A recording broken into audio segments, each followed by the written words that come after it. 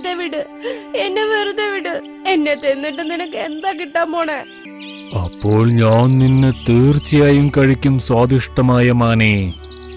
കാരണം നിനക്കറിയില്ലായിരിക്കും, കറുത്ത കുറുക്കന് മാൻകുഞ്ഞിന്റെ മാംസം വളരെയധികം ഇഷ്ടമാണ്. മാൻ മുതലയുടെ കുഞ്ഞ്. ഗോലുമാൻ പതിയെ പതിയെ നടന്ന് അവന്റെ അച്ഛനും അമ്മയുടെയും കൂടെ വീട്ടിലേക്ക് പോവുകയായിരുന്നു. പെട്ടെന്ന് നടക്കു ഗോലു.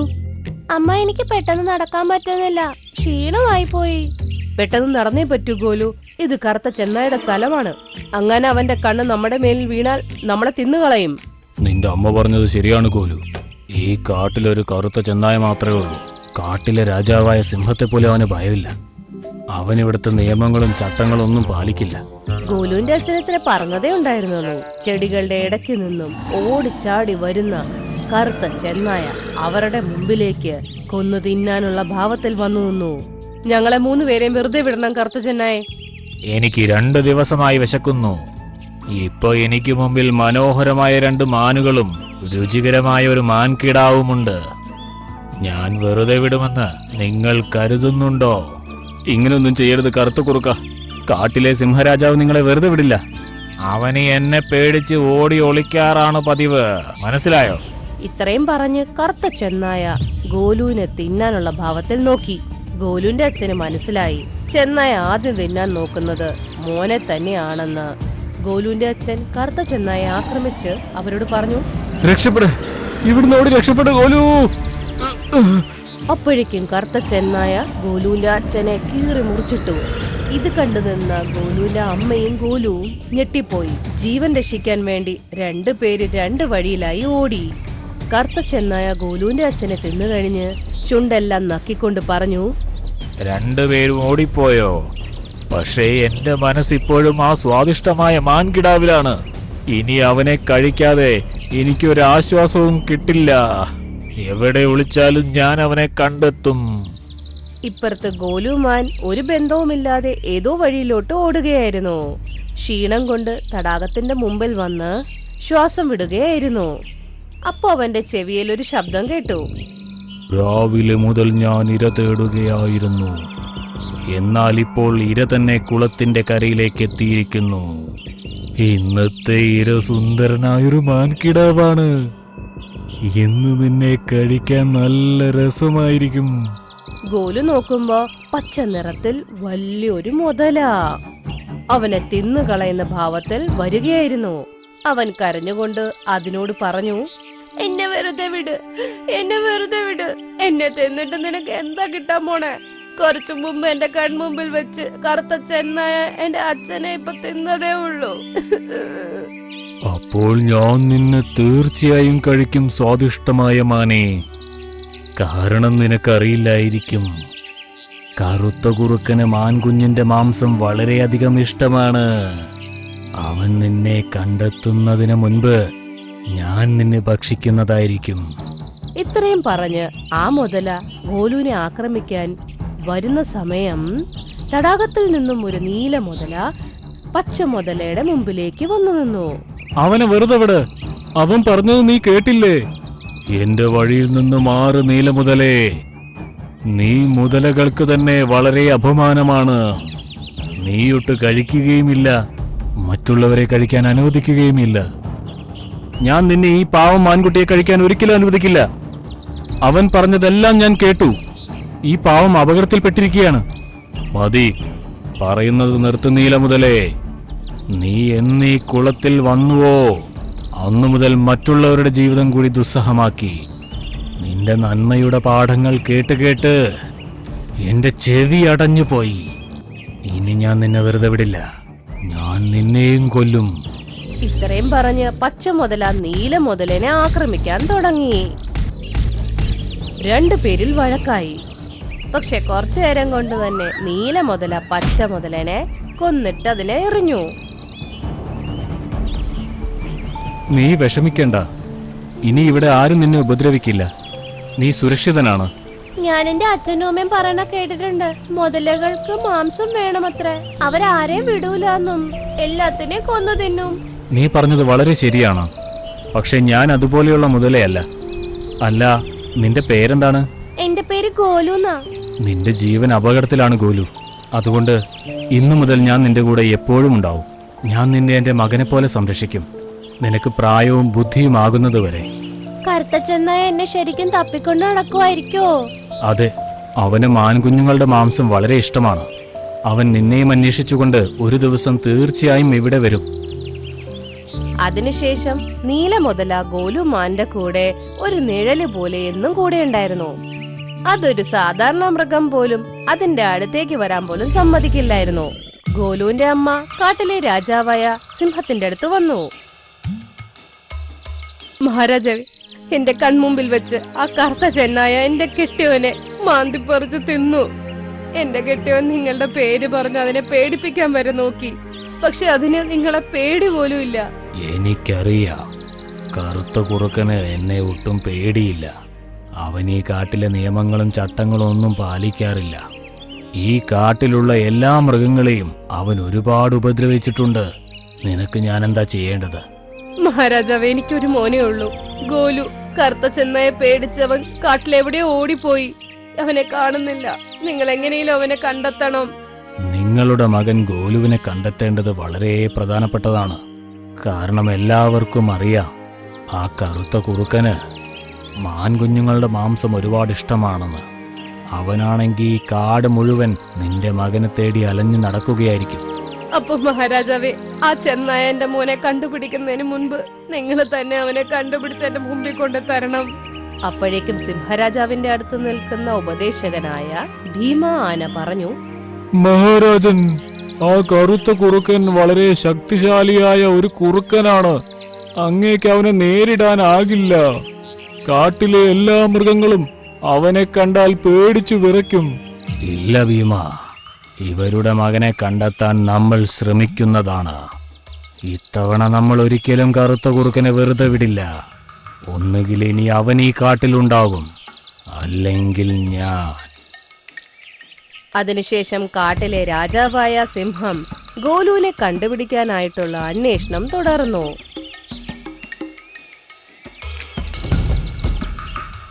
അങ്ങനെ മാസങ്ങൾ കഴിഞ്ഞു. ഗോലുമാൻ നീലമുതലേനെ സ്വന്തം അച്ഛനെ പോലെ സ്നേഹിക്കാനും തുടങ്ങി.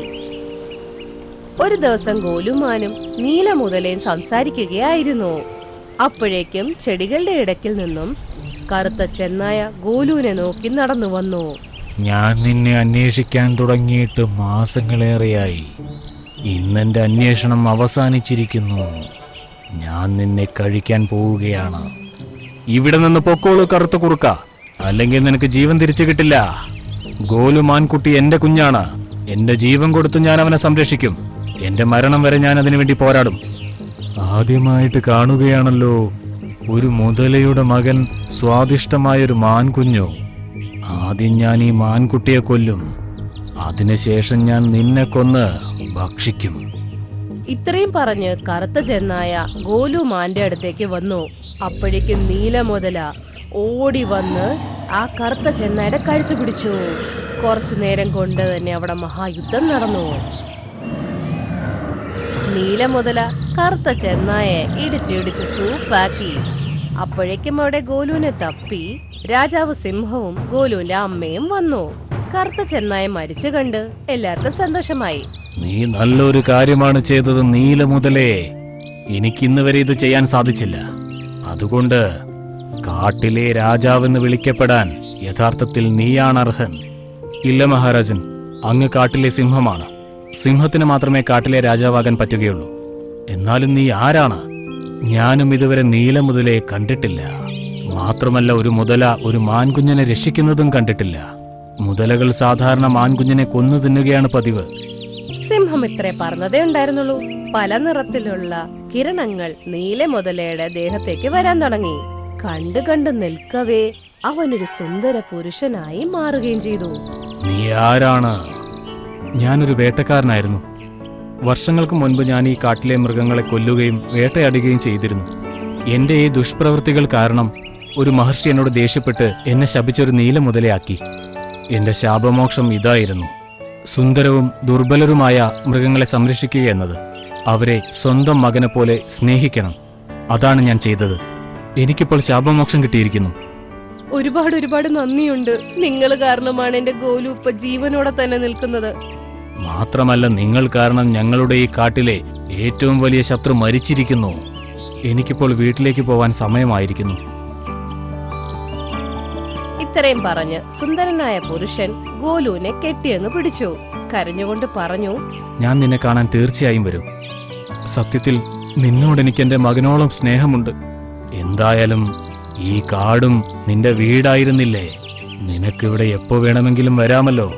ആ സുന്ദരനായ പുരുഷൻ വിഷമത്തോടെ കണ്ണു നിറഞ്ഞ് അവിടുന്ന് പോയി.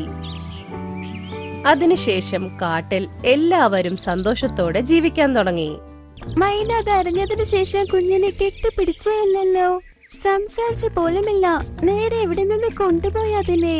എനിക്ക് തോന്നുന്ന മിട്ടു ആപത്തിലാണെന്ന്. നിങ്ങൾ എല്ലാവരും എന്തിനാ എന്റെ കുഞ്ഞിനെ ആപത്തിലാക്കിയത്? നീ ഒന്നോർത്തും വിഷമിക്കണ്ട ചിങ്കി.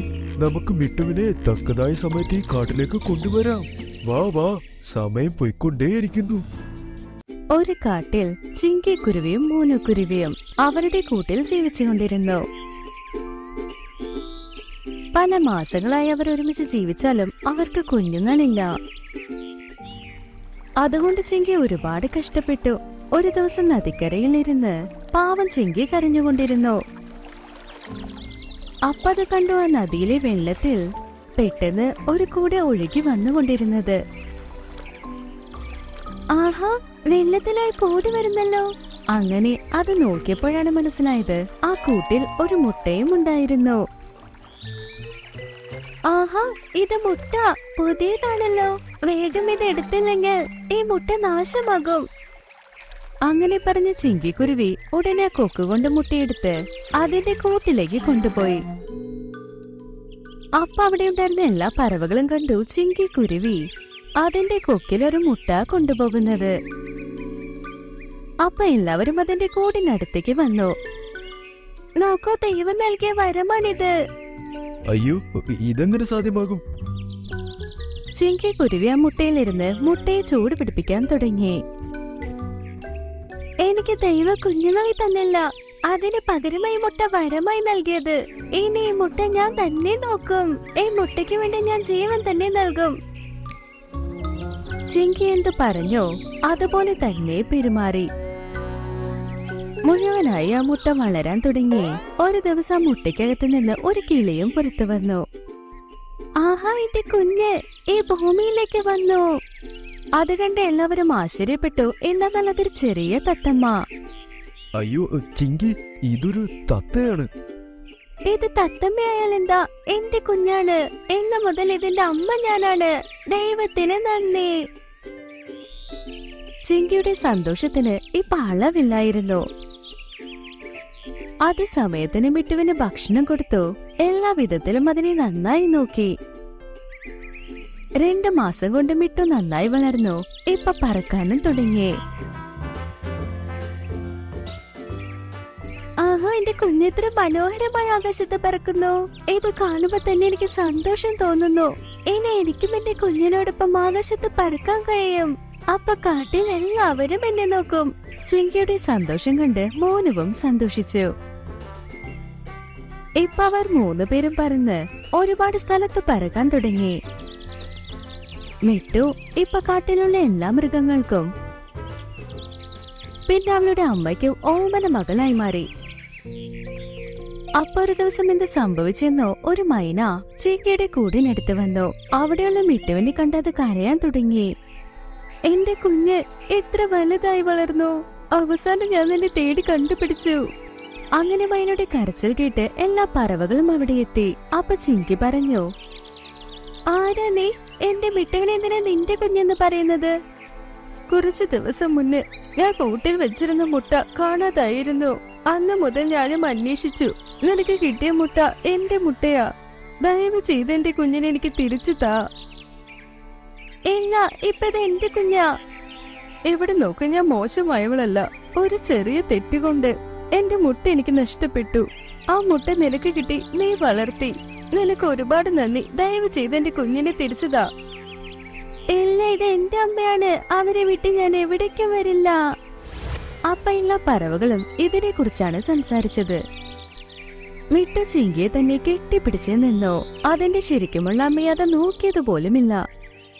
ചിങ്കി പക്ഷി, നിന്റെ നല്ല മനസ്സ് ഞങ്ങൾക്ക് മനസ്സിലാകുന്നുണ്ട്. എന്നാൽ മിട്ടുവിന് അവന്റെ അമ്മയുടെ അടുത്തേക്ക് പോകണ്ടേ? അത് അവന്റെ അവകാശമാണ്. അത് കേട്ട് ചിങ്കിക്കുരയുടെ കണ്ണിൽ നിന്ന് കണ്ണീർ വന്നു. മിട്ടു പോകാനായി തയ്യാറായതേയില്ല. പക്ഷേ പറവകൾ പറഞ്ഞ കേട്ടല്ലേ പറ്റൂ. അതുകൊണ്ട് മിട്ടു അതിന്റെ സ്വന്തമായ അമ്മയുടെ കൂടെ പോയി. ചിങ്കി മിട്ടു പോയത് കണ്ട് ഒരുപാട് സങ്കടപ്പെട്ടു. മിട്ടുവും സങ്കടപ്പെട്ടു. പക്ഷെ അതിന് വേറെ വഴിയില്ലായിരുന്നു.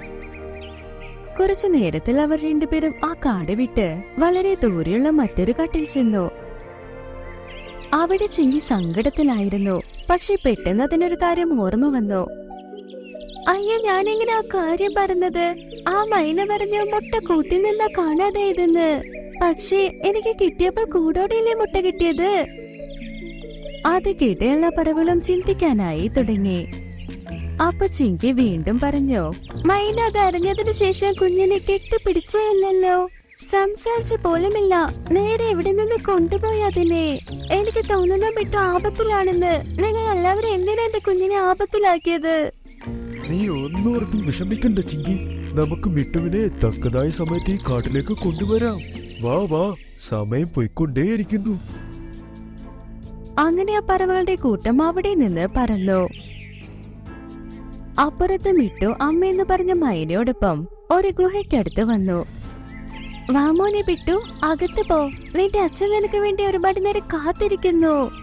മിട്ടു സങ്കടത്തിലായിരുന്നു. അതുകൊണ്ട് മിണ്ടാതെ ആ ഗുഹയ്ക്കകത്തേക്ക് പോയി. അകത്ത് പോയതിനു ശേഷം മിട്ടു ശ്രദ്ധിച്ചു, നീല നിറമുള്ള ഒരു മൈന കൂട്ടിലിരിക്കുന്നത്. അപ്പൊ അവിടേക്കൊരു കഴുക് വന്നു. കഴുകിനെ കണ്ട് മിട്ടു പേടിച്ചു. ആദ്യം യഥാർത്ഥ അമ്മയെ കണ്ടുമുട്ട്. അത് കഴിഞ്ഞ് രാത്രി ഞാൻ നിങ്ങളെ തിന്നോളാം. അങ്ങനെ പറഞ്ഞ കഴുക് മിട്ടുവിനെയും ആ കൂട്ടിൽ അടച്ചു വെച്ചു. മൈനെ വരൂ, നമുക്ക് ഒന്ന് ചുറ്റിക്കറങ്ങിയിട്ട് വരാം. അത് കഴിഞ്ഞ് ഇവരുടെ കാര്യം നമുക്ക് നോക്കാം. അങ്ങനെ പറഞ്ഞ് രണ്ടുപേരും ഗുഹയ്ക്ക് പുറത്തേക്ക് വന്നു. നീല നിറത്തിലുള്ള മൈന മിട്ടുവിനെ കെട്ടിപ്പിടിച്ചു. നിങ്ങൾ ആരാ? എന്നെ കൊണ്ടുവന്ന ആ മൈന ആരാ? ആ കഴുക് ആരാണ്? ഇവിടെ എന്താ സംഭവിക്കുന്നത്? എനിക്ക് ഒന്നും മനസ്സിലായില്ല. അപ്പൊ ചിങ്കിക്കുരുവിയും അതിന്റെ കൂട്ടത്തിനോടൊപ്പം അവിടെ വന്നു. മിട്ടു, ഇപ്പോഴാ മൈന കഴുകിനോടൊപ്പം പുറത്തു പോകുന്നത് കണ്ടത്. നിനക്കൊന്നും സംഭവിച്ചില്ലല്ലോ? അമ്മി, നിങ്ങൾ എത്തി. നിങ്ങളെ കാണാതെ മരിച്ചു പോകുമെന്ന് വിചാരിച്ചു ഞാൻ. ഇല്ല മോനെ, അങ്ങനെയൊന്നും പറയരുത്. അവരോടൊപ്പം വന്ന മൂങ്ങ കൂട് തുറന്നു കൊടുത്തു. രണ്ടുപേരും പുറത്തേക്കും വന്നു. മിട്ടു, നിന്റെ കൂടെയുള്ള പുതിയ മൈന ആരാണ്? നിങ്ങൾ എല്ലാവർക്കും ഒരുപാട് നന്ദി.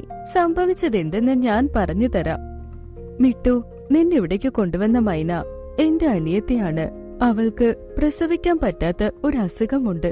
അതുകൊണ്ട് എന്റെയും നിന്റെ അച്ഛനെയും കാണുമ്പോൾ അവൾക്ക് ഒരുപാട് അസൂയാണ്.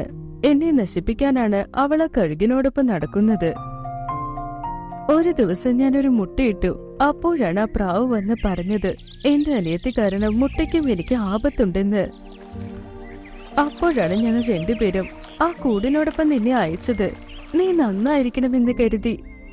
അതിനുശേഷം കഴുകു നിന്റെ അച്ഛനെ കൊന്നുകളഞ്ഞു. എന്നെ കൂട്ടിലിട്ട് അടച്ചും വെച്ചു. അവര് പറഞ്ഞു മുട്ട കണ്ടുപിടിച്ച് നിന്റെ കൺമുന്നിൽ തന്നെ കൊല്ലുമെന്ന്. അന്ന് മുതൽ മൈന മുട്ട അന്വേഷിക്കാൻ തുടങ്ങി. പക്ഷെ ദൈവം എന്റെ പ്രാർത്ഥന കേട്ടു. അതുകൊണ്ടാ നീ രക്ഷപ്പെട്ട് ഇപ്പൊ നീ എന്റെ മുന്നിൽ വളർന്നു വന്ന് നിൽക്കുന്നത്. സത്യമാ മോളെ, നിന്നെ രക്ഷപ്പെടുത്താൻ വേണ്ടിയാ നിന്നെ ഞങ്ങൾ അന്ന് പറഞ്ഞു വിട്ടത്. അത് കേട്ട എല്ലാ പറവകളും ഒരുപാട് ആശ്ചര്യപ്പെട്ടു. അപ്പം മിട്ടു അവന്റെ സത്യമായ അമ്മയെ കെട്ടിപ്പിടിച്ചുകൊണ്ട് പറഞ്ഞു, അമ്മേ, നിങ്ങൾ എനിക്ക് ജീവൻ നൽകി. പക്ഷെ എന്നെ നന്നായി നോക്കിയ ഒരു അമ്മയുണ്ട്. അവരല്ലാതെ എനിക്ക് ഇരിക്കാൻ പറ്റില്ല. നിങ്ങളും ഞങ്ങളോടൊപ്പം തന്നെ വരൂ അമ്മേ. ചേച്ചി, മിട്ടു പറയുന്നത് ശരിയാ. മിട്ടുവിന്റെ ഇന്നു മുതൽ രണ്ടമ്മ. നമുക്ക് രണ്ടുപേർക്കും അവന് സ്നേഹം കൊടുക്കാം. നമ്മളോടൊപ്പം അവന് സന്തോഷിച്ച് ജീവിക്കും. ഇത് കേട്ട് മൈനയും സന്തോഷിച്ചു. അതിനുശേഷം എല്ലാ പറവകളും ആ ഗുഹയിൽ നിന്ന് പുറത്തു വന്ന് അവരുടെ കാട്ടിലേക്ക് പറന്നു പോയി.